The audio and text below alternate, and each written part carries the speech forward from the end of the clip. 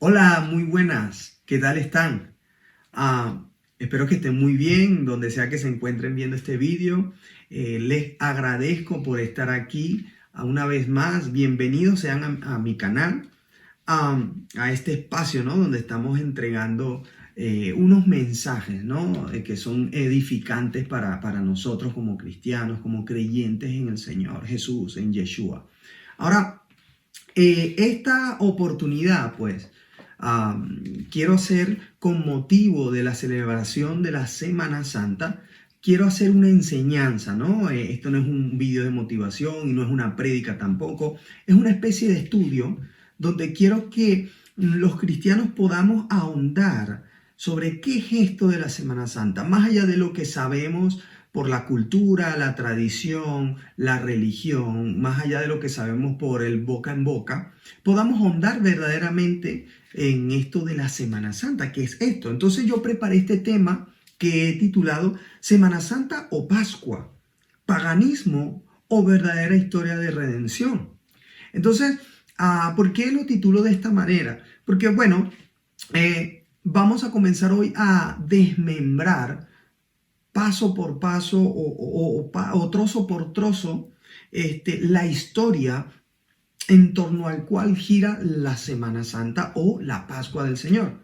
Ahora, pero antes, pues quisiera que rápidamente podamos agradecer al Señor por esta oportunidad. Dios, te damos gracias por esta oportunidad que nos das de poder hablar tu palabra. Gracias, Señor Jehová Dios de los ejércitos, por darnos la oportunidad de conocerte, de saber quién eres tú. Tu palabra dice que escudriñando las escrituras es que podemos conocerte y es que podemos realmente relacionarnos contigo. Así que te damos gracias por esta oportunidad. En el nombre de Yeshua, amén y amén. ¿Sabes algo? Como te decía, hoy todo el mundo, cristiano y occidental, por supuesto, celebra lo que llaman la Semana Santa. Y bueno, la mayoría de las personas realmente no están al día con qué es la Semana Santa, más allá de, bueno, es una fecha donde tenemos vacaciones, donde hay asueto, etc. Más allá de eso, pues muy pocas personas. Y los cristianos en común, los que de pronto asisten a la iglesia, los que de una u otra manera están ligados, bien sea a la iglesia católica, a la ortodoxa, a la protestante, pero de alguna manera están ligados a la iglesia, pues bueno, de manera muy general saben lo que es la Semana Santa. Bueno, dicen que es la semana donde el Señor Jesucristo murió y resucitó, ¿sí? Y bueno, hasta allí yo creo que todos bien, hasta allí todos dominan, pero no es realmente algo muy profundo lo que puedan dominar sobre esto. Entonces yo quería por eso traerles esta enseñanza para que podamos ahondar, ¿sí?, en lo que el Señor Jesucristo vivió en esta semana, ¿no? Pero no solamente lo que el Señor Jesucristo vivió, sino de dónde proviene todo el entorno de la Pascua, de dónde proviene todo el entorno de la Semana Santa, ¿sí? Y pues bueno, para los que no saben, realmente la Pascua está ligado a un suceso histórico mucho más antiguo que la misma venida del Señor Jesucristo. Y aunque era un hecho que anunciaba, ¿sí?, proféticamente la venida del Señor Jesucristo, ya había sido instituido muchísimos años antes que el Señor Jesucristo viniese a la tierra. ¿Sí? Ya decía Pablo que todas estas cosas, ¿no?, la ley, las fiestas, los profetas, eran sombras venideras, mejor dicho, eran sombras de los bienes venideros, ¿sí? Refiriéndose a que los bienes venideros era el Señor Jesús, la salvación, la redención, etc. Entonces, pues bueno, sin más preámbulo, quiero comenzar a dar citas donde tú mismo vas a poder allí leer y vas a comenzar a ver de una manera tan diferente la historia de la Pascua, ¿sí? Entonces, yo puse a esto Semana Santa o Pascua es porque ciertamente los cristianos celebramos Semana Santa, ¿sí? Sin embargo, la Semana Santa tiene un origen realmente más pagano que el verdadero origen de la historia que rodea a la Semana Santa, que es la Pascua. Y eso te lo voy a ir explicando más adelante, ¿sí? Cómo se instituyó la Semana Santa, ¿sí? Y qué es lo que verdaderamente se está recordando y qué es lo que verdaderamente debería celebrarse y qué es lo que se celebra realmente, ¿sí? Yo quiero que tú vayas allí en tu Biblia o en tu dispositivo electrónico a Números 28, versículo 16. Y ahí vamos a comenzar a desmembrar lo que es la Pascua, ¿sí? Dice así: pero en el mes primero, a los 14 días del mes, será la Pascua de Jehová, ¿sí? Y a los 15 días de este mes será la fiesta solemne. Por 7 días se comerán panes sin levadura. El primer día será santa convocación. Ninguna obra de siervo haréis.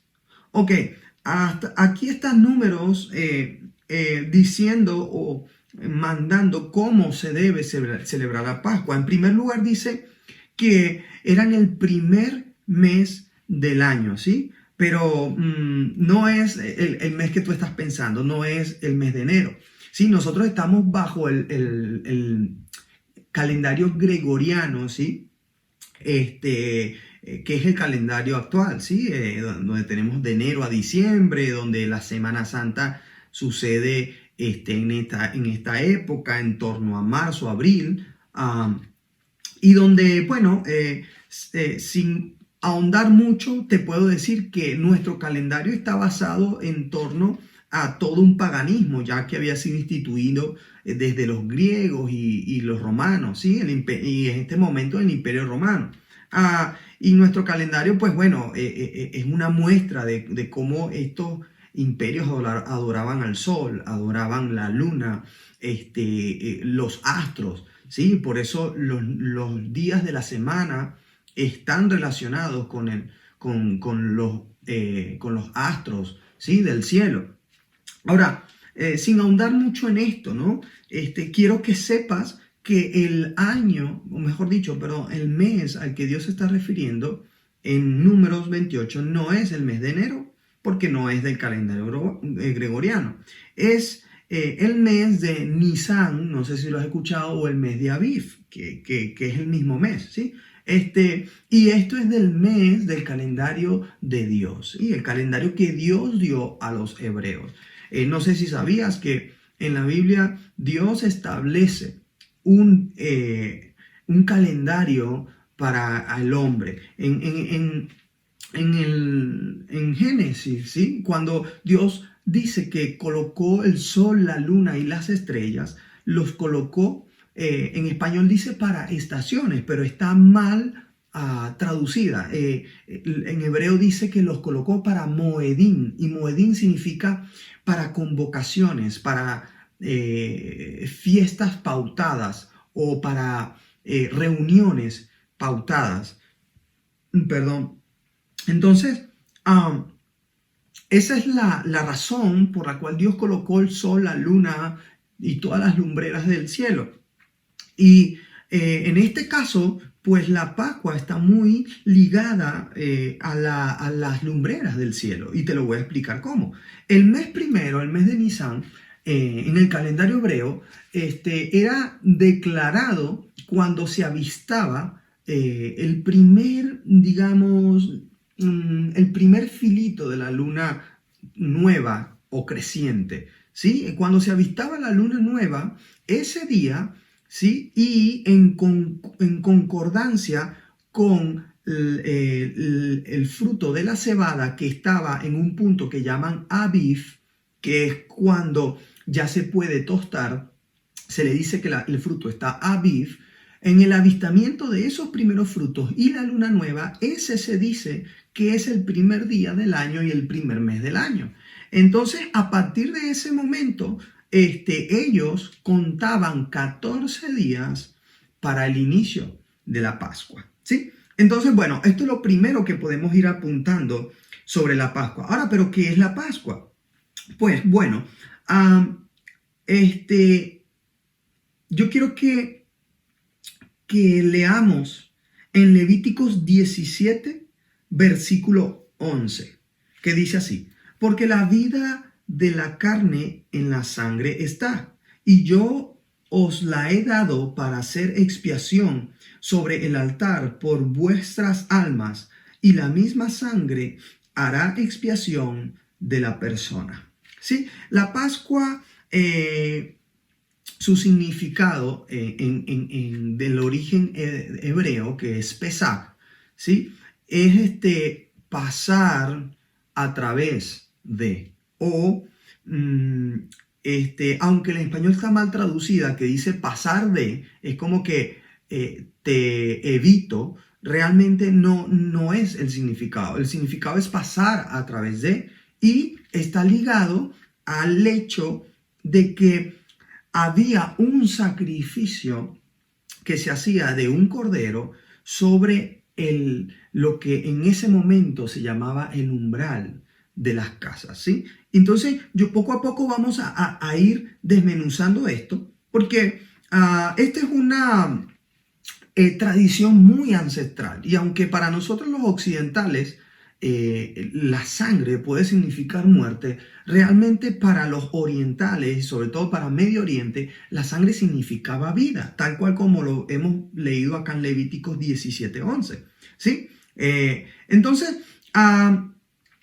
era necesario que se tomara un cordero para ser sacrificado y rociar la sangre sobre el umbral de la casa, o colocarlo sobre algo que llamaban una especie de copa, que no era más que, o vasija, que no era más que el umbral con una especie de orificio que tenía allí, que allí se rociaba o se vaciaba la sangre de ese cordero, y ese cordero se cocinaba o se asaba en ese lugar, y el objetivo de este sacrificio era que el anfitrión de la casa quería sellar un pacto de compromiso con la persona a la que estaba invitando a cruzar el umbral, a pasar a través del umbral. ¿Sí? No sé si sabías esto, pero pues bueno, imagínate que tú quieres celebrar, por ejemplo, esto era muy común, celebrar un matrimonio, ¿no?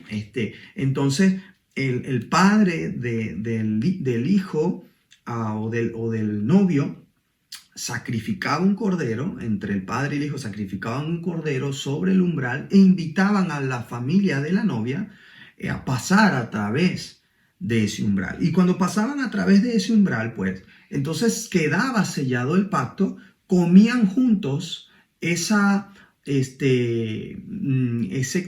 cordero asado, ¿verdad? Y ya quedaba como pacto entre ambas personas, un pacto de sangre, un pacto que era inviolable. El pacto del umbral representaba un pacto familiar, un pacto matrimonial, ¿sí? Entonces, este pacto fue el que Dios estableció o quiso establecer con Israel cuando ellos estaban esclavos en Egipto. No sé si puedes recordar o si sabes, y si no sabías, pues te enteras ahora, que el pueblo de Israel estuvo en Egipto porque fueron allí, ya que José fue gobernador de Egipto y trajo a su familia cuando había hambruna, y allí comenzaron a multiplicarse y pasaron muchos años, ¿sí? Pero cuando José murió y luego se levantó un faraón que no conocía a José, entonces comenzó a ver a los egipcios como mano de obra y como esclavos, y comenzó a esclavizarlos y comenzó a tratarles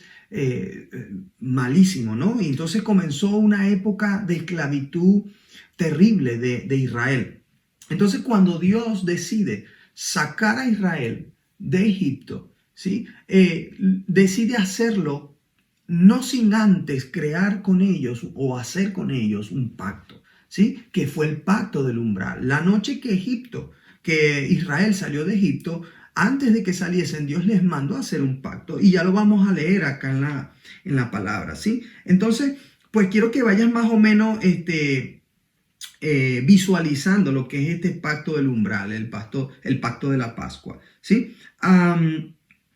Fíjate que en Hebreos 10:9 nos da una característica. Vamos a leer Hebreos 19 ahora, 10:29 ahora, porque nos da una característica de cosas que podían suceder en torno al pacto del umbral, ¿no? Podía suceder que podías cruzar a través del umbral y sellar el pacto con esa persona que te estaba invitando o el anfitrión, pero también podía suceder que si esa persona no quería sellar el pacto o quería burlarse de aquella persona, también en vez de cruzar el umbral y pasar por encima del umbral, se paraban y pisoteaban la sangre como rechazando a esa familia. Eso normalmente sucedía cuando había más bien enemistad entre dos familias o entre dos personas,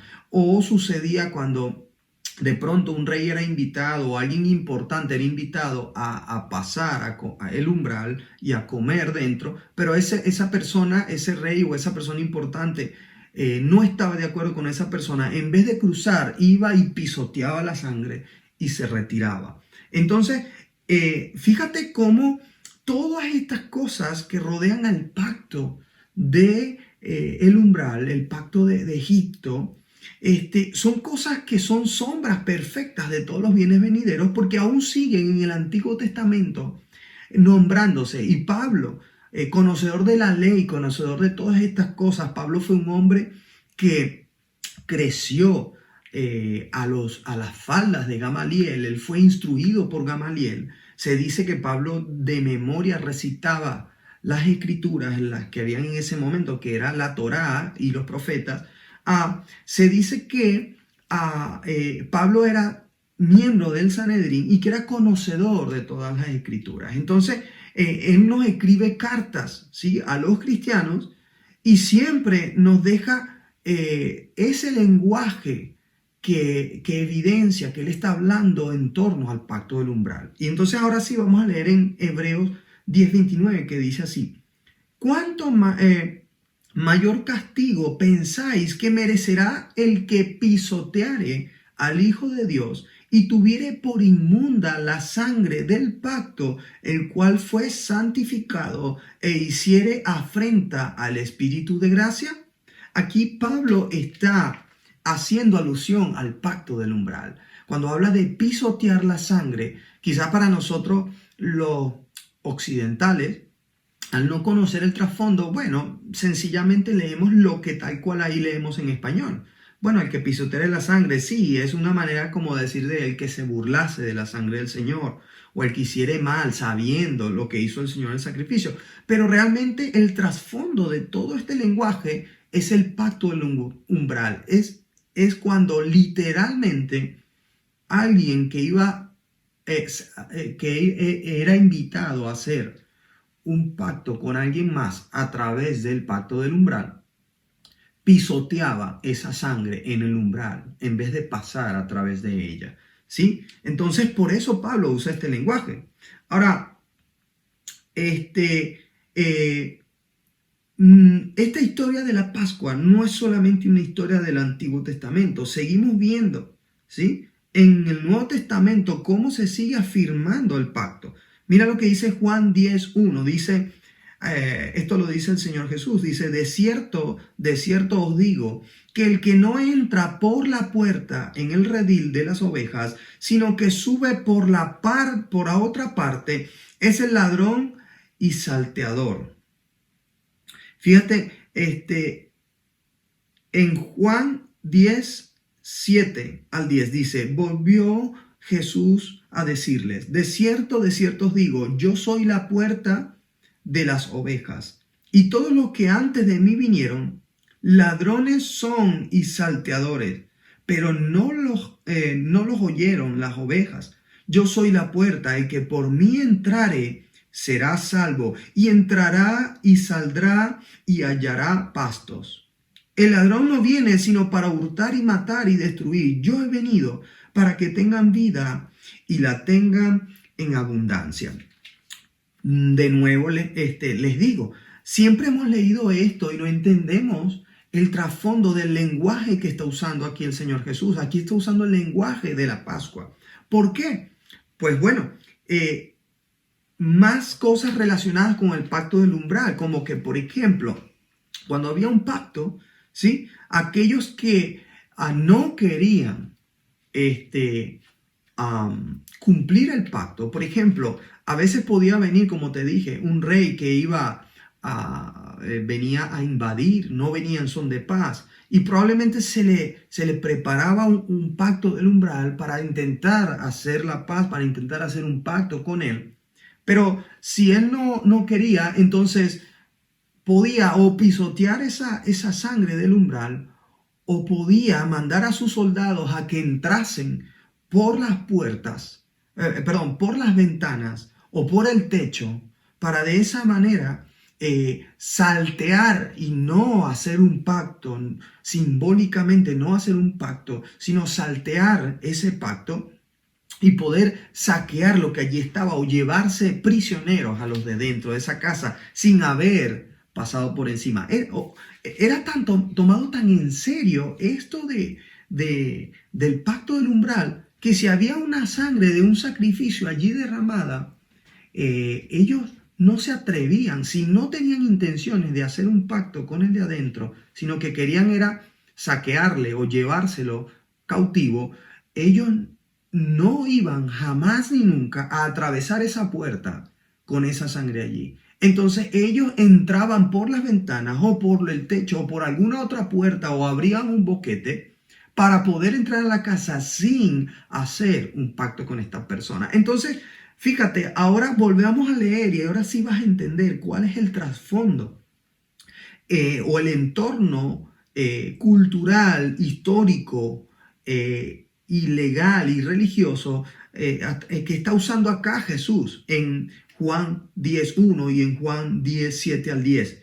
Volvemos a leer y ahora que sabes esto, ahora sí como que lo vas a entender de otra manera. Fíjate, de cierto os digo, que el que no entra por la puerta en el redil de las ovejas, sino que sube por otra parte, ese es el ladrón y salteador.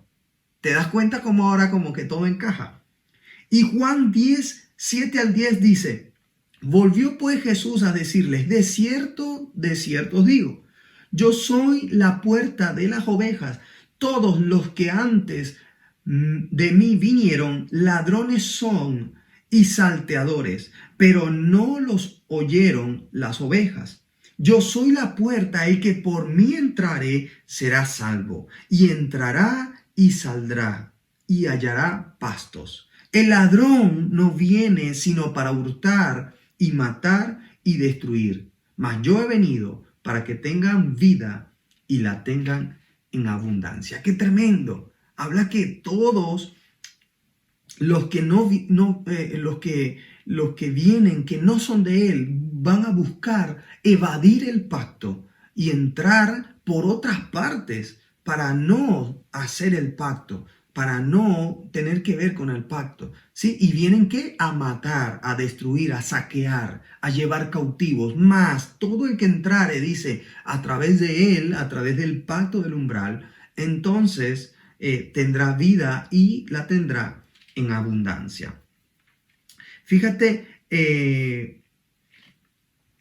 otra cita, esta vez en Proverbios 8:34, que tiene que ver con el pacto del umbral. Dice, bienaventurados el hombre que me escucha, velando a mis puertas cada día, aguardando a los postes de mi puerta. ¿Sí? En este caso se está refiriendo al umbral, ¿sí? Y está refiriéndose a ese pacto del umbral. En Éxodo 21 del 5 al 6 dice, y si el siervo dijere, yo amo a mi señor, a mi mujer y a mis hijos, no saldré libre, entonces su amo lo llevará ante los jueces y le hará estar junto a la puerta o al poste, y su amo lo horadará en la oreja con lesna, y será su siervo para siempre. Así un siervo pasa a ser parte de la familia por medio del ritual del umbral o puerta o poste. ¡Wow! ¡Qué tremendo! Es por eso que el lenguaje que luego Pablo usa en el Nuevo Testamento es el lenguaje del siervo y del esclavo respecto del amo. Por eso dice que somos siervos de Cristo, esclavos de Cristo. Pero nosotros occidentalmente, pues a lo mejor nos imaginamos los esclavos, no sé, cuando existía la esclavitud, que más que todo, por ejemplo, a la gente de color los volvían esclavos. Y bueno, es más o menos la idea que nosotros tenemos, porque con un pensamiento occidental, pues es lo que nos viene a la mente. Ahora, acá él está yendo más profundo realmente, Pablo, cuando dice que somos esclavos de Cristo. Él está yendo a la raíz de donde se hacía un pacto de servicio y esclavitud, ¿sí? Y era en el umbral, y aquí está en Éxodo 21, del 5 al 6, ¿sí? Dice que el amo llevará entonces al siervo, y a la entrada del pacto, a la entrada del umbral o de la puerta, hará allí, le horadará la oreja, ¿sí? Y hará con él allí un pacto donde él pasa a ser parte de la familia y por medio de ese ritual del umbral. ¡Wow! ¡Qué tremendo es esto! ¿No? Es un pacto tremendo, es un pacto que era por una parte familiar y matrimonial, y por otra parte para también unir lazos con personas que no eran de la familia y volverlas parte de la familia. Ahora, ya dándote este contexto de qué es el pacto del umbral, yo quiero que vayamos a la historia, ¿sí? Donde Dios decide hacer un pacto con Israel y hacer este tipo de pacto, el pacto del umbral.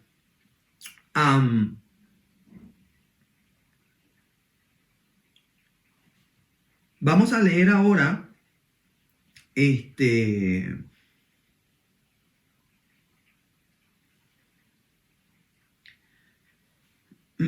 en Levíticos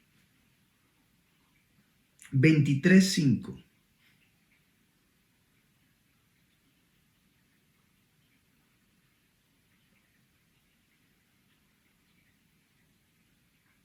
A ver, perdón, vamos a leer, lo siento, no, vamos a leer a Éxodo 12, ¿sí? Y allí está, antes de leer Levítico, sí, vamos a leer Levítico, pero primero vamos a leer Éxodo 12. Perdón. Dice así: habló Jehová a Moisés y a Aarón en la tierra de Egipto, diciendo, Éxodo 12 desde el 1. Este mes os será principio de los meses para vosotros, será el primero en los meses del año. Hablad a toda la congregación de Israel diciendo, en 10 de este mes, tómese cada uno un cordero según las familias de los padres, un cordero por familia. Mas si la familia fuere tan pequeña que no baste para comer el cordero, entonces él y su vecino inmediato a su casa tomarán uno según el número de las personas. Conforme al comer de cada hombre haréis la cuenta sobre el cordero. El animal será sin defecto, macho de 1 año. Lo tomaréis de las ovejas o de las cabras, y lo guardaréis hasta el día 14 de este mes, y lo inmolará toda la congregación del pueblo de Israel entre las 2 tardes. Y tomará de la sangre y la pondrá en los postes y en el dintel de las casas en que lo han de comer. Y aquella noche comerán la carne asada al fuego y panes sin levadura. Y con hierbas amargas lo comerán. Ninguna cosa comeréis de él cruda, ni cocida en agua, sino asada al fuego, su cabeza con sus pies y sus entrañas. Ninguna cosa dejaréis de él hasta la mañana, y lo que quedare hasta la mañana lo quemaréis al fuego. Y lo comeréis así, ceñidos vuestros lomos, vuestros calzados en vuestros pies, y vuestro bordón en vuestra mano, y lo comeréis apresuradamente. Es la Pascua de Jehová. Pues yo pasaré aquella noche por la tierra de Egipto y heriré a todo primogénito en la tierra de Egipto, así de los hombres como de las bestias, y ejecutaré mis juicios en todos los dioses de Egipto, yo Jehová. Y la sangre os será por señal en las casas donde vosotros estéis, y veré la sangre y pasaré de vosotros. Y no habrá en vosotros plaga de mortandad cuando hiera la tierra de Egipto. Y este día os será en memoria y lo celebraréis como fiesta solemne para que Jehová durante vuestras generaciones, por estatuto perpetuo, lo celebraréis. Luego dice, 7 días comeréis panes sin levadura, y así el primer día haréis que no haya levadura en vuestras casas, porque cualquiera que comiere leudado desde el primer día hasta el séptimo será cortado de Israel. El primer día habrá santa convocación. Ojo con esto, que más adelante lo tocaremos. Santa convocación realmente es en español, pero en el hebreo original en que fue escrita la Torá, está refiriéndose a un Shabbat solemne, ¿vale? Dice, en el primer día habrá un Shabbat solemne o una santa convocación. Y asimismo, en el séptimo día tendréis un Shabbat solemne o una santa convocación. Ninguna obra se hará en ellos, porque era de descanso, era de reposo, ¿sí? Y guardaréis este mandamiento en vuestras generaciones por costumbre perpetua. El mes primero comeréis los panes sin levadura desde el día 14 del mes por la tarde hasta el 21 del mes por la tarde. Ok, vamos a dejarlo hasta aquí, ¿sí? Fíjate, Dios le explicó a Moisés cómo iban a ser la noche que ellos iban a salir de Egipto, ¿sí? Y esto lo hicieron el primer mes del año, ¿no? Ahora, esto sucedió en Egipto, ¿no? Dios pasó por Egipto y claro, la santidad de Dios, la pureza de Dios, el poderío de Dios, es imposible que pueda estar con el hombre estando vivo. O sea, es algo que inmediatamente donde Dios está y no hay ningún tipo de protección en el hombre, porque todos hemos pecado y hemos sido destituidos de la gloria de Dios, entonces el hombre inmediatamente tendría que morir o caería muerto inmediatamente. Ahora Dios decide visitar a Israel para hacer un pacto con Israel. Dios decide, pero entonces, por supuesto, prepara el pacto del umbral para que hubiese un sacrificio, ¿sí? Que ese sacrificio de un primogénito, un cordero primogénito, sea de cabras o de ovejas, en el pacto del umbral y la sangre estando allí, él pudiese pasar a través y sellar el pacto con el hombre y no muriese de esa manera ninguno de los hebreos. Ahora, de la misma manera que él pasó por todo Israel y era necesario que en cada casa por todo Egipto, y era necesario que en cada casa hubiese un sacrificio, o si no instantáneamente iba a haber muerte por la presencia de Dios, ¿sí? Entonces, Dios pasó, ¿sí? Jehová pasó, y cuando Jehová pasó, cuando Yahvé pasó, cuando Jehová pasó, él entró a las casas de los israelíes o de los israelitas y no hubo problemas, hubo un pacto sellado, no hubo muertos, sino al contrario, esa sangre hizo expiación y selló el pacto con Israel. Ahora, en las casas de los egipcios, como no había este sacrificio, murieron todos los primogénitos, tanto de los egipcios como de sus animales. Entonces, esto quedó como una señal, un pacto hecho entre Dios y los hombres, en este caso entre Dios e Israel, ¿sí? En el altar familiar, en el original altar familiar primitivo que era el pacto del umbral. Hoy en día ya usted más o menos tiene una idea por qué la gente hace un arco para casarse, simbolizando el pacto del umbral. Ahora sí, quiero que leamos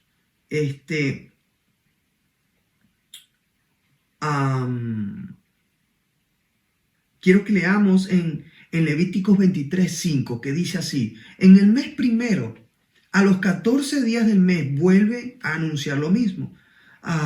Entre las 2 tardes, Pascua de Jehová es. Esto es Dios recordándoles a los israelitas su Pascua, que tenían que hacerla.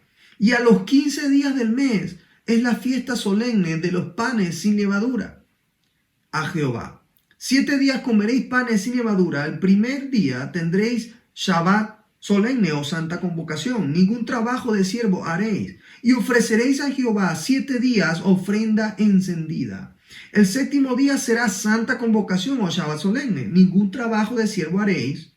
Y habló Jehová a Moisés diciendo: habla a los hijos de Israel y diles: cuando hayáis entrado en la tierra que yo os doy y ceguéis su mies, traeréis al sacerdote una gavilla por primicia de los primeros frutos de vuestra siega, y el sacerdote mecerá la gavilla delante de Jehová para que seáis aceptos. El día siguiente del día de reposo lo mecerá. Ahora, tú me preguntas, ¿por qué estoy leyendo esto de no solamente de la Pascua, la fiesta de la Pascua, sino la fiesta de los panes sin levadura y luego la fiesta de los primeros frutos? ¿Sí? En hebreo era Pesach o Pesach, la Pascua.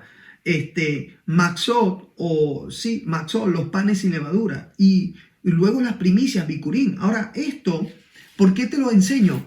Porque eran también sombras del Señor Jesucristo. Entonces ahora vamos a comenzar a entrar en el Señor Jesucristo. Vamos a comenzar a ver cómo el pacto del umbral, el pacto de Egipto que Dios hizo con Egipto, es el mismo pacto del Señor Jesucristo, o el pacto que anunciaba el pacto del Señor Jesucristo, que bastante repetimos hasta la saciedad que es un nuevo pacto. Sin embargo, realmente es un pacto renovado, que no es lo mismo. No es lo mismo un nuevo pacto que un pacto renovado. Es el pacto que Dios había hecho con el hombre, pero el hombre lo quebrantó y era necesario renovarlo, ¿sí? Y en este caso el Señor Jesucristo cumplió con cada cosa que estipulaba la ley para poder renovarlo, ¿sí? Entonces, vamos a ir parte por parte. Primero dice que el primer mes tenía que ser la Pascua. Luego dice que el día 1 se comenzaría a contar los días, ¿sí? El día 1 sería cuando aparece la luna nueva, ¿sí? El primer filo de la luna nueva, y de esa manera también brota los primeros frutos de la cebada cuando está Aviv, ¿sí? Y ya ahí ellos podían declarar que era el inicio del año, pues se contaban primero 10 días, dice la Biblia. ¿Para qué? Para seleccionar el cordero, ¿sí? Y al día 14 ese cordero iba a ser sacrificado, pero en esos 5 días, del día 10 al 14, día 10, 11, 12, 13 y 14, ese cordero iba a ser observado minuciosamente por el sumo sacerdote y por los sacerdotes para poder declararlo sin arrugas, sin manchas, sin ningún defecto, para poder el día 14 por la tarde, entre la hora sexta y la hora novena, ser sacrificado por la expiación de los pecados. Entonces comenzamos aquí a relacionar ese pacto que año tras año se hacía con Jesucristo o con Yeshua, ¿sí? Fíjate, el Señor Jesús el día 9 del mes va a Betania, y lo dice la palabra. Dice aquí en Juan 12, versículo 1, dice: 6 días antes de la Pascua, o sea, el día 9. Estamos hablando que el día 10 era 5 días, ¿no? El día 9 entra el Señor Jesús a Betania, donde estaba Lázaro, el que había estado muerto y a quien había resucitado de los muertos, y le hicieron allí una cena. Marta servía y Lázaro era uno de los que estaban sentados a la mesa con él. Entonces María tomó una libra de perfume de nardo puro de mucho precio y ungió los pies de Jesús y los enjugó con sus cabellos, y la casa se llenó del olor del perfume. Yo creo que este hecho lo conocemos todos los cristianos, o muchos lo conocen. Es un hecho que está en los 4 evangelios, donde esta mujer trae el perfume de nardo, y en este día ella prepara al Señor Jesucristo para la sepultura y lo unge, ¿sí? Y aquí hay algo profético muy, muy interesante, es que quienes ungían a los reyes eran los profetas. Aquí esta mujer estaba haciendo de profeta, ungiendo al Señor. Entonces pasa el día 9, ¿sí? Y viene el día 10, y dice el versículo 12, o sea, al siguiente día, o sea, al día 10, dice, grandes multitudes que habían venido a la fiesta. ¿Cuál fiesta? La fiesta de la Pascua. Que habían venido a la fiesta, al oír que Jesús venía a Jerusalén, tomaron ramas de palmera y salieron a recibirle y clamaban: Hosana, bendito el que viene en el nombre del Señor, el Rey de Israel. Y halló Jesús un asnillo y montó sobre él, como está escrito: no temas, hija de Sión, he aquí tu rey viene, montado sobre un pollino de asna. Estas cosas no la entendían sus discípulos al principio, pero cuando Jesús fue glorificado, entonces se acordaron de que estas cosas estaban escritas acerca de él y de que se las había se las habían hecho. Fíjate qué tremendo que los discípulos en principio estaban muy parecidos a como hoy en día los cristianos, que no entienden el origen de la Pascua, no entienden a profundidad cada cosa que el Señor Jesucristo iba cumpliendo para cumplir de esa manera con los requisitos que eran necesarios para que un cordero pudiera ser tomado o pudiera ir en propiciación de nuestros pecados y ser aceptado por el Señor, por Dios. Fíjate que entonces el día 10 Él entra a Jerusalén, ¿sí? Y según esa fiesta de la Pascua, según esa tradición, el sumo sacerdote tenía que tomar el cordero de Belén, del mismo, ahí en Belén, los corderos que eran preparados para ser sacrificados, nacían en Belén, se criaban en Belén. Por eso es que el Señor Jesús nació en Belén. Hasta con eso cumplió el Señor Jesús, nació en Belén, ¿sí? Y volviendo al tema del día cuando Él entra a Jerusalén, en ese mismo día tenía que entrar el sumo sacerdote con el cordero elegido para el sacrificio, y a partir de ese día lo presentaba ante el pueblo y lo presentaba ante el templo para comenzar a observarlo durante esos 5 días siguientes, ¿sí? Para ver si tenía algún error, como te dije antes, algún defecto, ¿sí? Y poder declararlo sin error y sin defecto apto para el sacrificio. De esa misma manera, mientras el sumo sacerdote traía al cordero y lo metía a Jerusalén, por el otro lado estaba entrando el Señor Jesús. Por la puerta de oriente entró el Señor Jesús en un pollino para cumplir las profecías. Y de esa misma manera que entró por un lado el cordero que el sumo sacerdote preparaba para sacrificar, el Señor Jesús estaba entrando como el Cordero de Dios para ser preparado también y ser observado para ser sacrificado.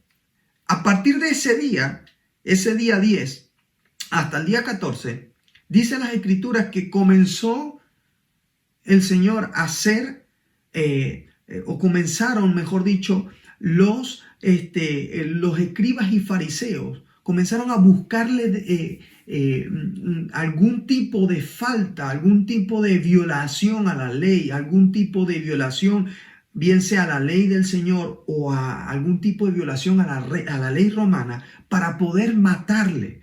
Comenzaron a observarle, pero dice la Biblia que cada vez que venían a él, no conseguían ningún tipo de excusa válida para poder apedrearle o para poder matarle. Entonces vemos como también eso que debía cumplir el Cordero, de ser observado para ver si no se le conseguían manchas o defectos, fue lo mismo que vivió el Señor sobre esos días. No fue conseguido en él ni mancha y defecto. Y cuando el Señor es traído ante Pilatos, Pilatos dice: yo no consigo falta en este hombre, así que me lavo las manos y se lo entrego a ustedes y ustedes hagan lo que ustedes quieran. Tremendo. El Pilatos fue el que en ese lugar en ese momento tomó el lugar del sumo sacerdote para declarar al Señor sin manchas, sin arrugas, sin defecto, para ser aceptado como cordero al matadero. Mira cómo todo es una sombra perfecta de lo que el Señor haría. Luego, el Señor es sacrificado, y en otro tema, voy a hacer otro video donde vamos a hablar de exactamente cuándo murió y cuándo resucitó el Señor Jesucristo. Porque es verdad que según la tradición romana, y la misma tradición cristiana en todas sus vertientes, vemos que el Señor se nos anuncia que murió el viernes, ¿sí? Y resucitó el domingo. Entonces, ¿será que esto es así? ¿Será que estamos en lo correcto? Probablemente. ¿O será que no es así? ¿O será que hay otra historia que contar? Hay otra historia en torno a la verdadera Pascua y no a la Semana Santa pagana, que verdaderamente nos indica cómo fueron los sucesos.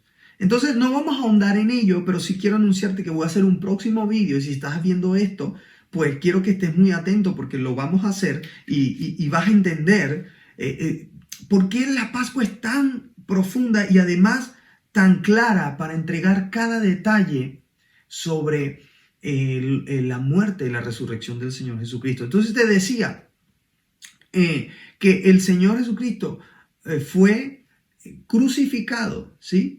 Y de esa manera ya venía cumpliendo con cada cosa, ¿no? Dijimos, nació en Belén, entró en Jerusalén el día 10, comenzó a ser observado durante todos esos días, declarado sin falta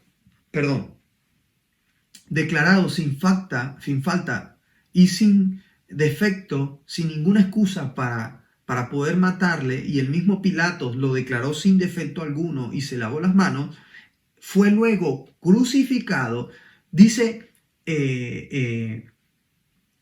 Juan que alrededor de la hora sexta estaban ya Cristo en la cruz, y dice que a la hora novena expiró y entregó su espíritu, y él mismo dijo: consumado es. ¿Qué hizo el Señor acá? Inmediatamente después de morir como cordero, tomó lugar, o justo antes de morir como cordero, tomó lugar también de sumo sacerdote y dijo: consumado es.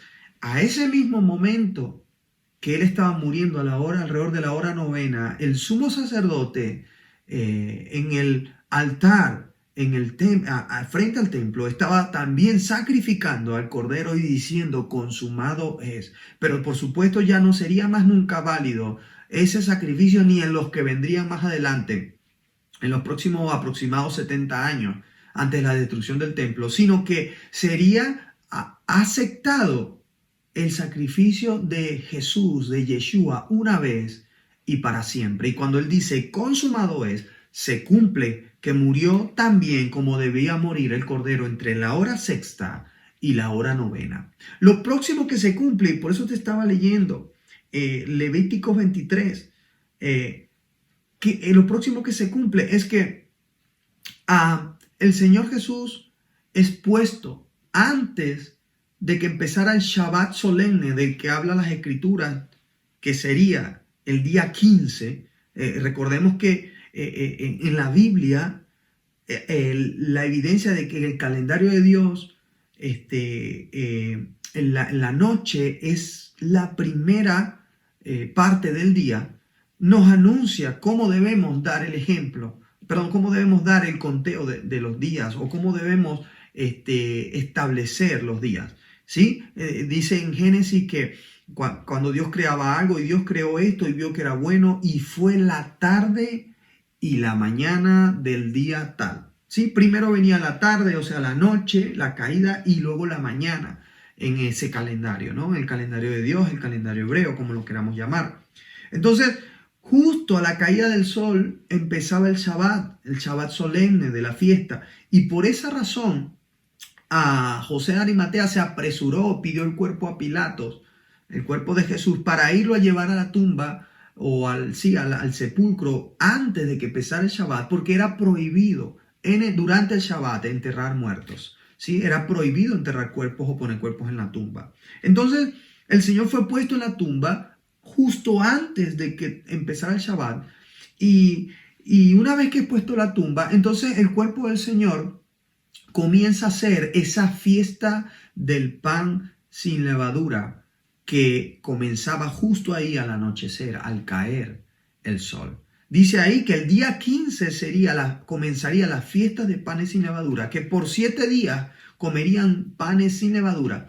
Y ese pan sin levadura representa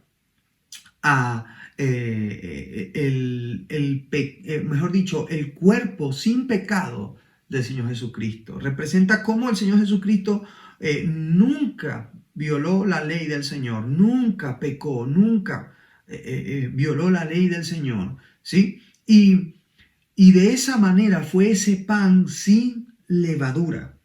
Fíjate cómo dice la palabra, nos enseña que debemos quitarnos la levadura. Mira, por acá,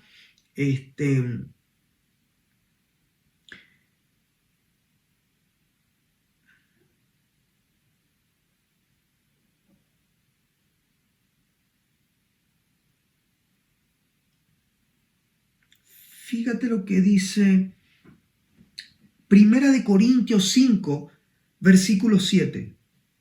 Dice así: limpiaos pues de la vieja levadura para que seáis nueva masa, sin levadura como sois, porque nuestra Pascua, que es Cristo, ya fue sacrificada por nosotros. ¡Wow! Una vez más aquí Pablo, y aquí sí más claramente, habla de la Pascua. Y dice: limpiaos de la vieja levadura, haciendo alusión al pecado, a las viejas costumbres, a la vieja manera de vivir, al andar quebrantando la ley, los mandamientos del Señor. ¿Sí? Y limpiaos, porque nuestra Pascua, que es Cristo, ya fue sacrificada por nosotros. O sea, aquí está diciendo: quiten toda levadura, saquen toda levadura de sus vidas, porque la Pascua, que es Cristo, la comeremos. Como así estaba escrito que esa noche, después que era sacrificado ese cordero, entonces se comía en esa noche con pan sin levaduras y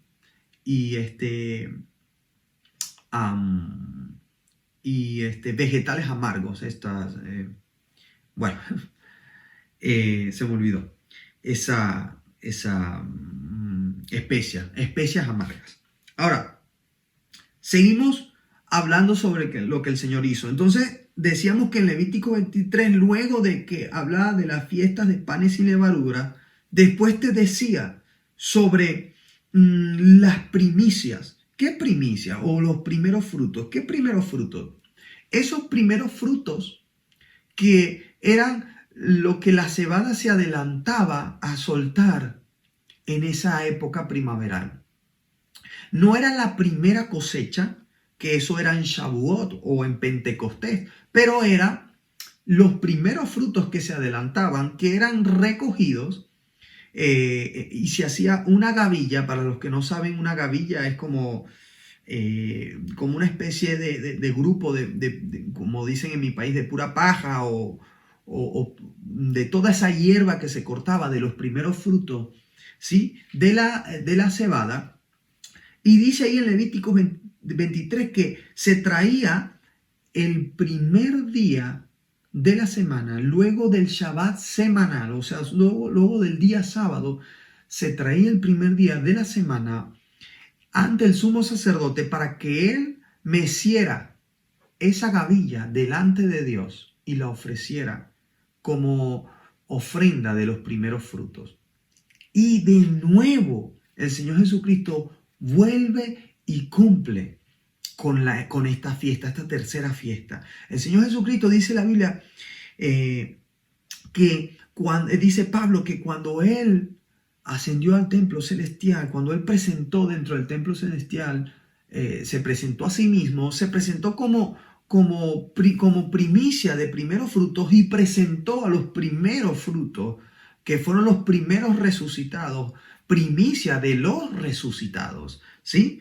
Nosotros seremos los postreros resucitados, o las personas que han muerto en Cristo, que han dormido en el Señor, serán los postreros resucitados, ¿sí? Si viene el Señor y todavía nosotros estamos vivos, que seremos transformados, pues los resucitados serán todas estas personas que desde allá para acá murieron en el Señor. Pero en ese momento hubo unos primeros resucitados. Y puedes buscarlo en Mateo 26, donde dice que cuando el Señor, cuando el Señor murió, hubo un temblor, se abrieron las tumbas. Pues luego en Mateo 26 dice que hubo resucitados después que el Señor resucitó. Hubo otros que de esas tumbas que se abrieron resucitaron.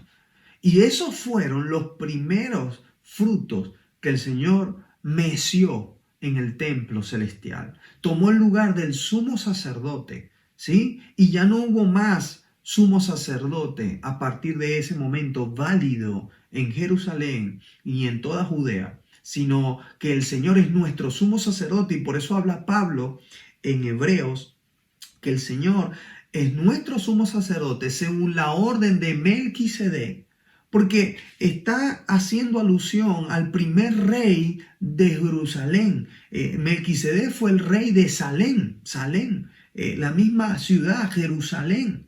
Entonces, está haciendo alusión que el Señor es sumo sacerdote, y no solamente sumo sacerdote, sino rey. O sea, está haciendo alusión a que el Señor es el Mesías anunciado que unificaría ambas instituciones de Israel, el reinado y el sacerdocio, según el que fue también rey y sacerdote de Jerusalén, que fue Melquisedec. Por eso dice que el Señor Jesucristo en Hebreos dice que es nuestro sumo sacerdote según el orden de Melquisedec, a quien van dedicados nuestros diezmos, aunque se entreguen a los hombres en la tierra. Eso lo dice Pablo en Hebreos. ¿Por qué? Porque el Señor, como sumo sacerdote, toma esos primeros frutos, ¿sí? Esa gavilla, esos diezmos, los toma y mece dentro del templo celestial. Eso, en ese momento, Él tomó a esos primeros resucitados y los llevó delante del templo celestial,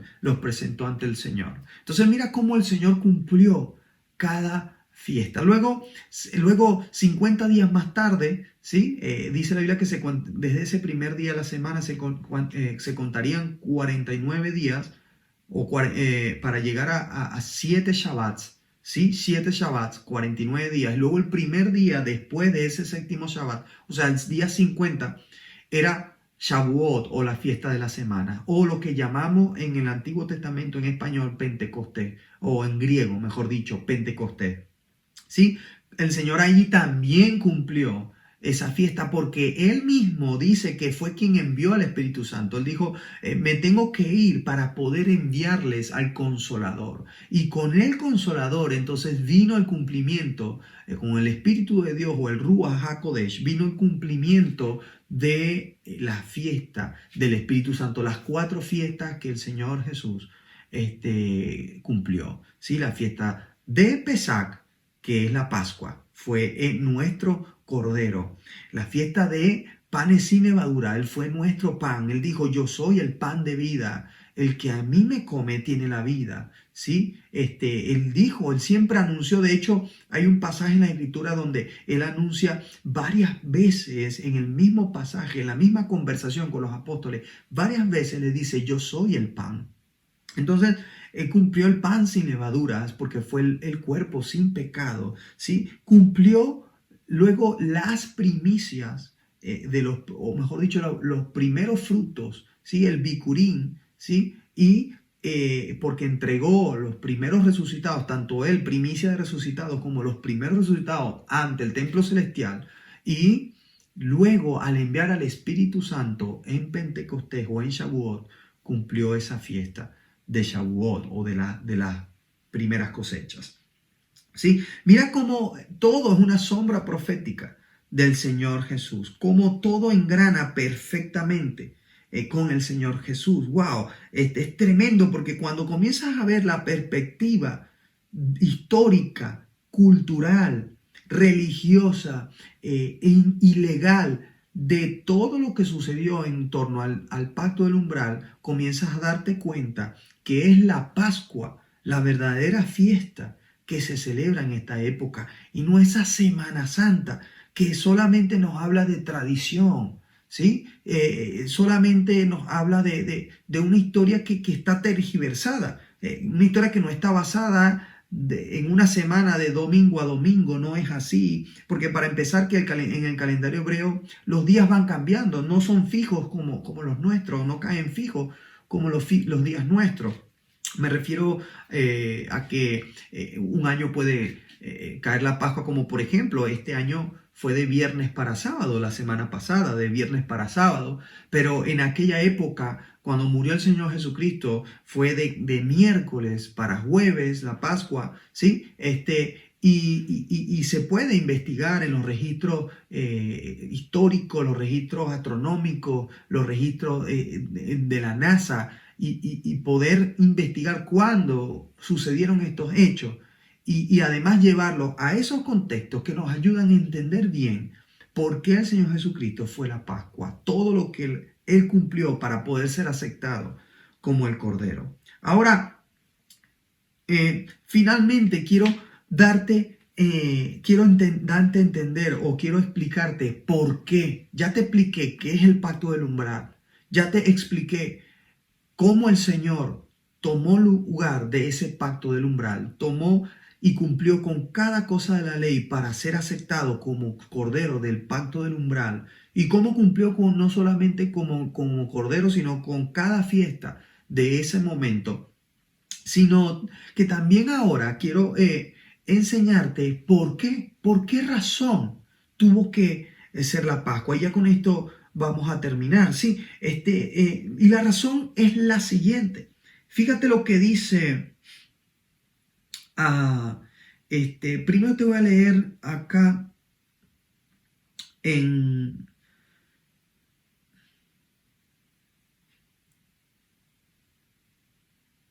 Ezequiel 16:8. Te voy a leer cómo aquí el profeta habla de ese pacto. Fíjate, dice así: y pasé yo otra vez junto a ti y te miré, y he aquí que tu tiempo era tiempo de amores, y extendí mi mano sobre ti y cubrí tu desnudez y te di juramento y entré en pacto contigo, dice Jehová el Señor, y fuiste mía. Esto está refiriéndose el Señor al pacto del umbral, a Israel. Aquí le habla a Jerusalén como capital de Israel, como ciudad santa de Israel. Y le dice que yo te tomé, hice un pacto contigo, un juramento, cubrí tu desnudez y entré en pacto contigo y fuiste mía. Fíjate, ahora, luego vemos que cuando Israel pasa al otro lado del Mar Rojo y ve todos estos milagros de Dios, tan pronto comenzaron ya con una actitud en la que vez tras vez cayeron en la idolatría y cayeron en el adulterio con otros ídolos. Sí, el adulterio porque y habla la palabra, lo habla claro como adulterio, porque habían hecho un pacto matrimonial con Dios, por lo cual cualquier adoración a otro Dios pagano iba a volverse un adulterio. ¿Sí? Entonces sucedieron montones de cosas y comenzamos a ver montones de cosas. Lo primero que sucedió fue que hicieron un becerro de oro, pero luego después comenzaron a mezclar su creencia con otros ídolos, comenzaron a adorar a Baal, a Tamuz, a Aserá y a un montón de dioses paganos, dioses parte de la misma religión que venía desde los asirios, desde los babilonios, y comenzaron a prostituirse, ¿sí? Y comenzó Israel a caer en montones de errores, ¿sí? Luego se divide en dos el reino de Israel, en Israel y Judá. Y los israelitas al norte, o sea, o la tribu del norte, que también era las tribus del norte, las 10 tribus llamadas también Efraín, comenzaron a caer en montones de adoración pagana, ¿sí? Y montones de cosas con dioses extraños. Y por esa razón, entonces, Dios les da carta de divorcio a Israel y estuvo a punto de dársela también a Judá. Y tú me dirás, ¿qué? Divorcio, no entiendo. Sí, fíjate lo que dice luego en Jeremías 31, 31, 32. O mejor dicho, Jeremías, vamos a buscar rápidamente Jeremías, antes de leer ese.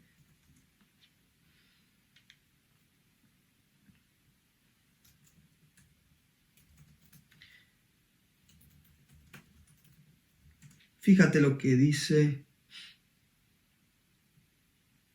Jeremías 3:8 dice, y vio que a causa de todos los adulterios de la fiel Israel, yo la había despedido, dándole carta de divorcio.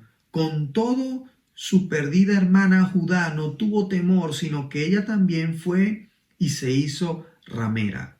Fíjate, aquí está hablando, Dios está diciendo que dio a Israel carta de divorcio por infiel y que Judá cogió su mismo camino y estuvo a punto también de darle carta de divorcio a Judá. Entonces aquí entran otros términos que no vamos a ahondar, pero quiero los nombrando para que los tengas por ahí, como por ejemplo el término gentil, que significa fuera de pacto. Y yo quiero motivarte a que más nunca digas que tú eres gentil. Los cristianos dicen, somos gentiles. No, no somos gentiles. La palabra gentil significa fuera de pacto. Israel, cuando Dios le dio carta de divorcio, entonces a partir de ese momento, ellos fueron gentiles, o sea, estuvieron fuera de pacto. Se destituyó el pacto que había con Dios para con ellos. Y Judá, que estuvo a punto, fue la que al final pues prevaleció dentro del pacto, y por eso es que vemos no solamente a los judíos provenientes por supuesto de Judá, o de la tribu o del reino del sur llamado reino de Judea, a estos judíos los vemos con cierto rechazo hacia Israel, o cierto rechazo también hacia los samaritanos, que eran una mezcla de descendientes de israelitas con gente que habitó esas tierras donde estuvo las 10 tribus del norte cuando Asiria se los llevó cautivos. Entonces ellos tenían cierto rechazo hacia ellos porque sabían que eran gentiles, o sea, sabían que era gente fuera de pacto. Pero no solamente eso, sino que el mismo Señor Jesucristo, cuando vino, aclaró que Él venía a por las ovejas perdidas de la casa de Israel, haciendo referencia a que quería de alguna manera volver a hacer entrar en pacto a Israel, quien estaba fuera de pacto, quien había sido asimilada en las naciones, para que se cumpliese la profecía de Jacob, cuando profetizó sobre los hijos de José y le dijo a Efraín que sería multitud o muchedumbre entre gentiles. Entonces, volviendo a este punto, fíjate lo que luego dice Jeremías 31, 31, que dice,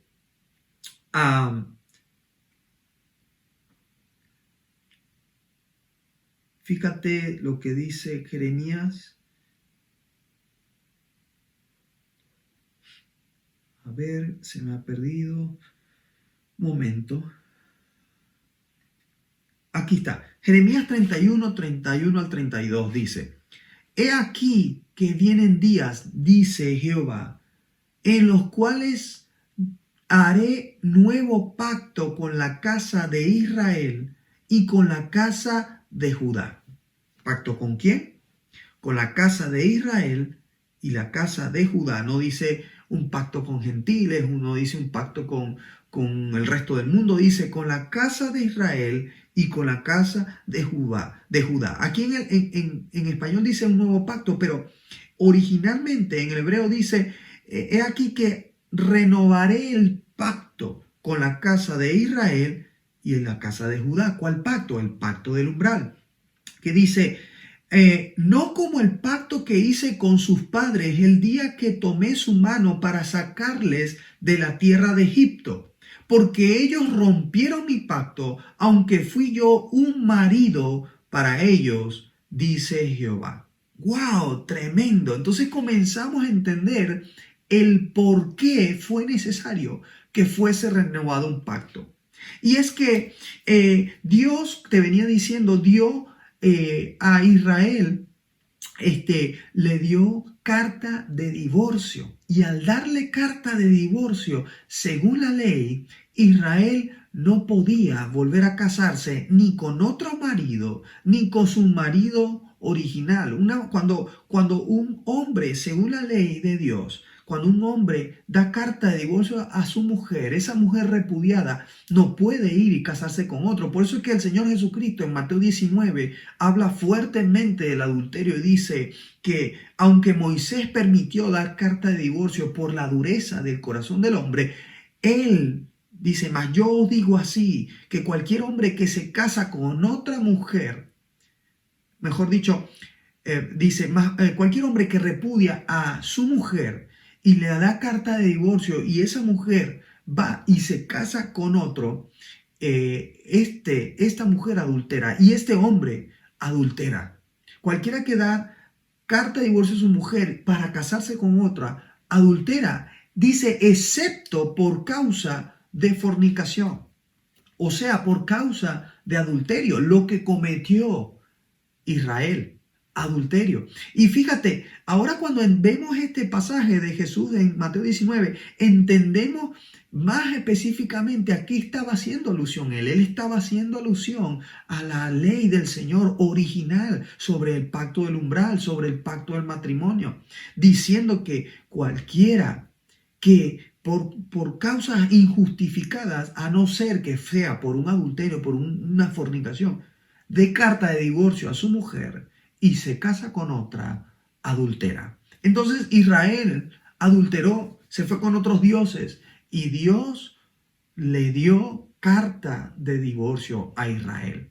Y al darle carta de divorcio a Israel, Israel queda imposibilitada para casarse legalmente con Dios y para para casarse legalmente con otros dioses, pero también queda imposibilitada legalmente para volver a Dios. Entonces sale y se genera una gran pregunta, y es a donde vamos, el por qué. El por qué tuvo que morir Cristo en la cruz. Porque se genera una gran pregunta. Entonces, ¿cómo podría volver Israel de nuevo a Dios? Entonces, ¿cómo dice Jesús? Yo he venido a los perdidos de la casa de Israel. Jesús le dice a Zaqueo, he venido a buscar lo que se había perdido. Jesús da un montón de parábolas escatológicas donde en todas se está refiriendo a Israel. La parábola del hijo pródigo, la parábola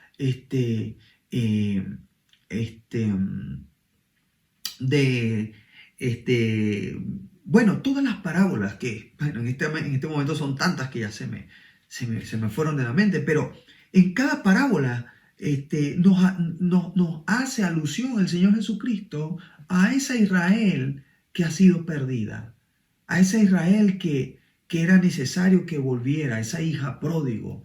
Entonces,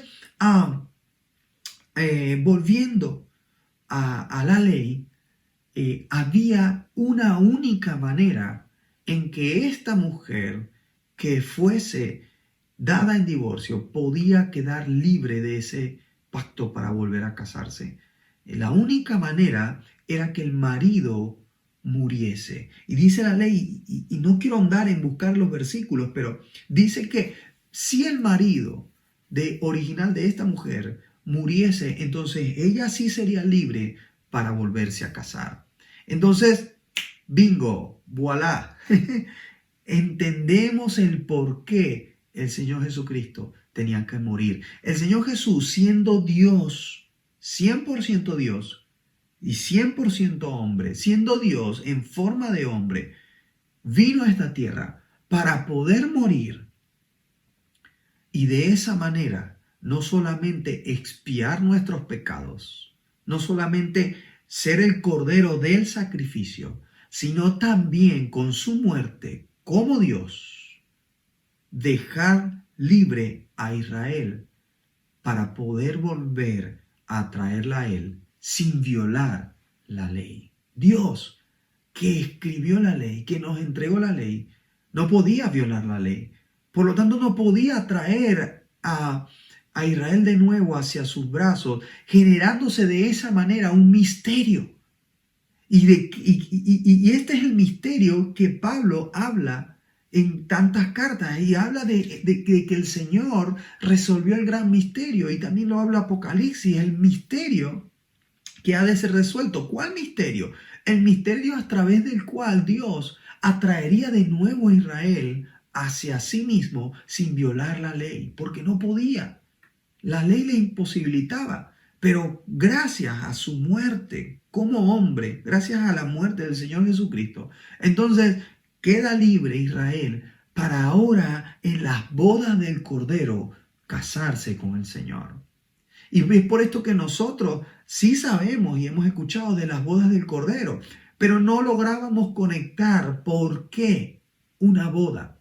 ¿Por qué cuando nos vayamos con el Señor va a haber una boda, una celebración? Porque es necesario que el pacto renovado sea consumado en las bodas del Cordero, sea hecha esa fiesta final, esa unión. Ahora se puede decir que Israel no solamente fue libre, sino que entró de nuevo en pacto, y tal cual como en ese momento se hacía entre un hombre y una mujer, así como José lo hizo con María, que ellos estaban desposados. Desposado en ese momento era el equivalente hoy en día a comprometidos, ¿sí? Ellos no estaban casados, pero estaban desposados, estaban comprometidos. Pues de esa misma manera, a través de la muerte del Señor Jesucristo, no solamente queda libre Israel, sino que además también queda comprometida.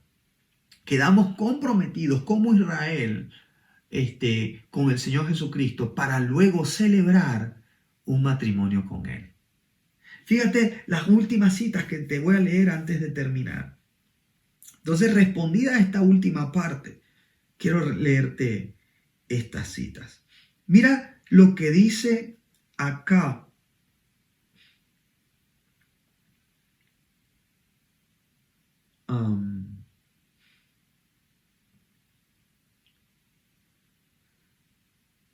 En Apocalipsis 3:20.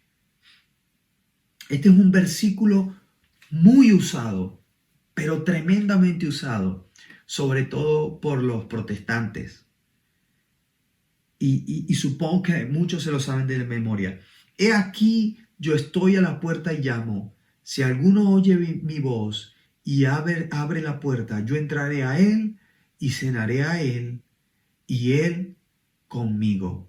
Fíjate, este versículo bastante que lo usamos para romantizar el hecho de que alguien llegue a los pies del Señor, o tratar de persuadir para que alguien llegue a los pies del Señor.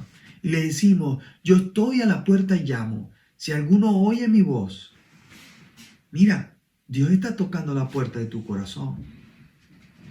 Óyele y ábrele para que Él entre a ti y Él pueda cenar contigo. ¡Wow! Se oye muy bonito.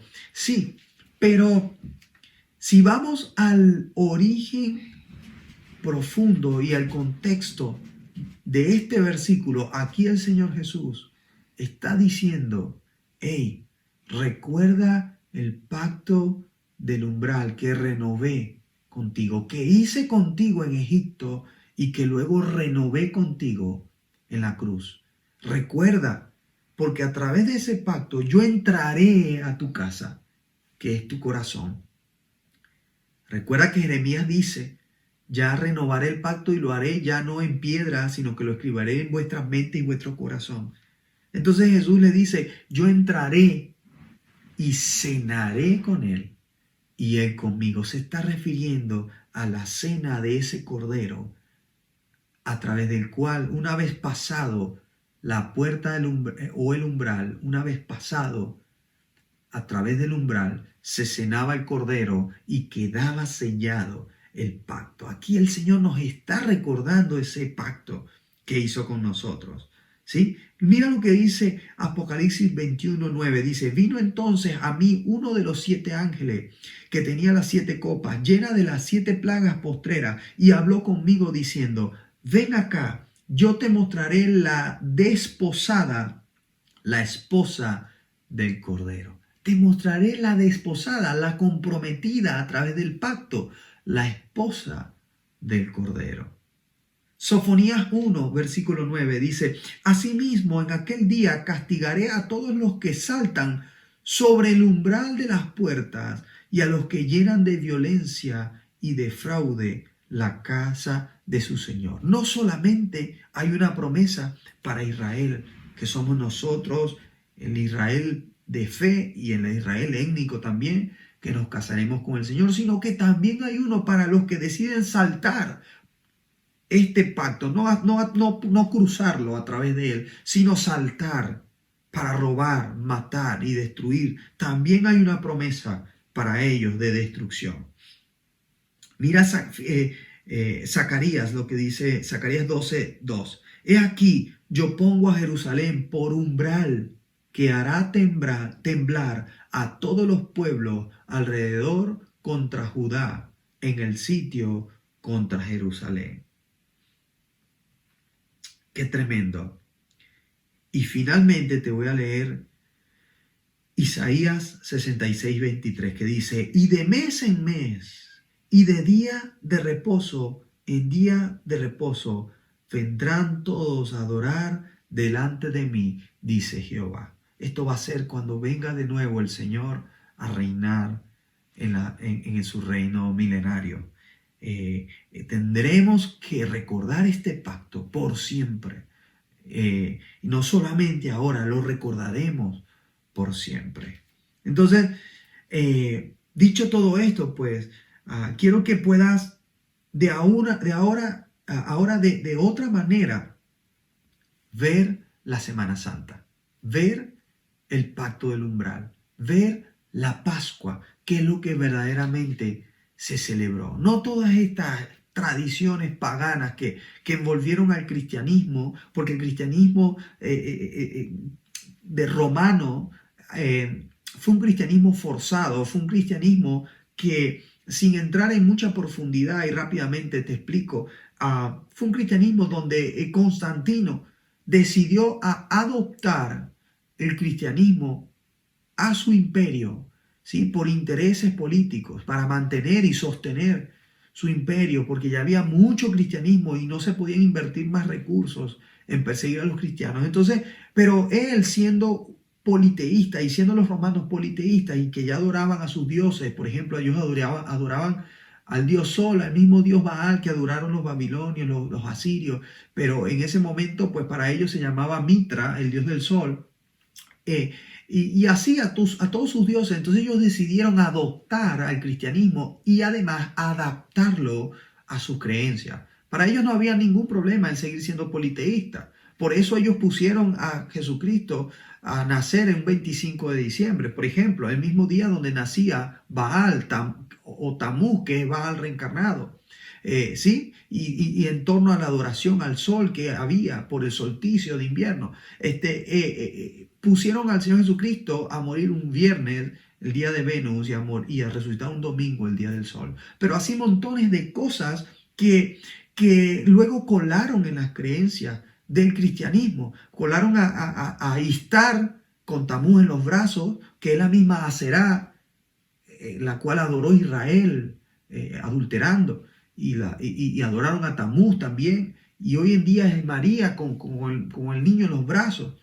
La misma, todas esas cosas se fueron colando en el cristianismo y otros montones de cosas más, como el Domingo de Ramos, esto y lo otro, que no son más que una sarta de inventos, si bien una parte intencionadamente por Constantino, quien deliberadamente quería adorar a sus deidades antiguas, y también quizás por ignorancia del contexto de la Pascua, de cómo sucedía la Pascua. Entonces se escribieron un montón de cosas y se comenzaron a inventar un montón de tradiciones que hoy en día se siguen celebrando, no solo en los católicos, sino que parte de ellas las adoptamos los cristianos protestantes también. Por eso quería enseñarte esto hoy y que tuvieras Semana Santa o Pascua, paganismo o verdadera historia de redención. Gracias por haber llegado hasta este punto.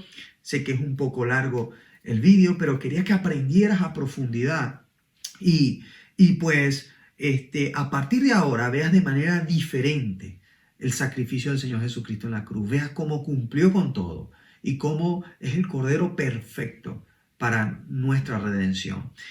Yo quiero que en el próximo vídeo pues vamos a tratar ahora específicamente sobre qué día murió nuestro Señor Jesucristo, sobre qué día resucitó, sobre todo lo que engranaba esos días y sobre cómo realmente sucedieron estas cosas y no como nos las contaron desde Roma. ¿Sí? Así que gracias por ver este canal. Te invito a que te suscribas, por favor. Ayúdame a llegar a otros. Por favor, tómate unos segundos, no te va a tomar mucho tiempo. Copiar el enlace y pegarlo en los WhatsApp de algunos amigos, en el Facebook de algunos amigos, en tu propio muro de tu Facebook o red social. Y así me ayudas a llegar a otros, ¿sí? Suscríbete, dale al botón de like y dale clic a la campanita para que también te avise cuando estemos subiendo otros vídeos. Gracias por estar hasta este momento y bueno, vamos a despedirnos con una oración. ¿Qué te parece? Dios, te damos gracias en esta hora. Gracias, Señor, por revelarnos más sobre ti, sobre tu palabra. Gracias porque ahora, a partir de este momento y a partir de esta enseñanza, veo con una perspectiva diferente y más profunda y más real y más avivada todo lo que sucedió alrededor de tu muerte y resurrección, todo lo que ha sucedido alrededor de tu pacto, anunciado hace miles de años y ejecutado en la cruz del Calvario para nuestra salvación y redención. Yo te doy gracias y te acepto como mi Señor y mi Salvador. Gracias por esta oportunidad de poder escuchar este mensaje y esta enseñanza. En el nombre del Señor Jesús. Amén y amén. Bueno, gracias una vez más y nos vemos en el próximo vídeo. Hasta luego.